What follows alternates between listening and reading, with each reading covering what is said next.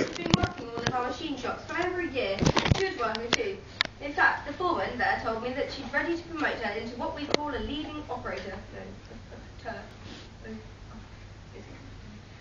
Head of a small group of girls, but after she came back from her holidays last August, they were all rather restless, and they suddenly decided to ask for more money. They were averaging about 22 and 6, which was neither more nor less than any is paid generally in the industry. They wanted the rates raised so that they could average about 25 shillings a week, and I refused, of course. Why? Did you just say why? Yes, why did you refuse? Well, Inspector, I don't think that's any of your concern.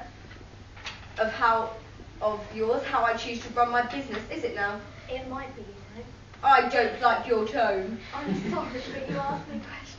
And you asked me a question before that, and quite a necessary one too. It's my duty to ask questions. Well, it's my duty to keep labourers' costs down, and if I'd agreed to demand for a new rate, we'd have added about 12% of the labour costs. Does that satisfy you? So I refused. Said I couldn't consider it. We were paid the usual rates, and if they didn't like it, they could go elsewhere. It's a free country, I told them. Isn't it? They can't go and work their hours. Quite so. Look, just you keep out of this.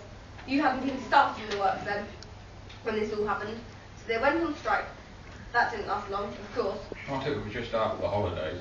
They'd all be broke if I knew them. Right, Giles. They mostly were.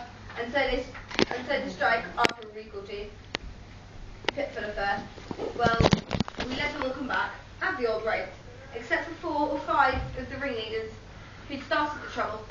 I went down myself and told them to clear out, and this girl, Eva Smith, was one of them. She'd had a lot to say, far too much, so she had to go. Couldn't have done anything else. You could have kept her on instead of throwing her out. I could have toughed her. Rubbish! If you don't come here,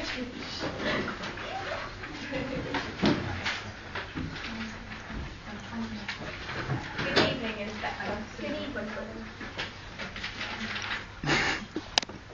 I'm talking to the inspector now, if you don't mind. I realise that you may have to conduct some sort of inquiry, but I must say that so far you seem to be conducting it in a rather peculiar and eccentric manner.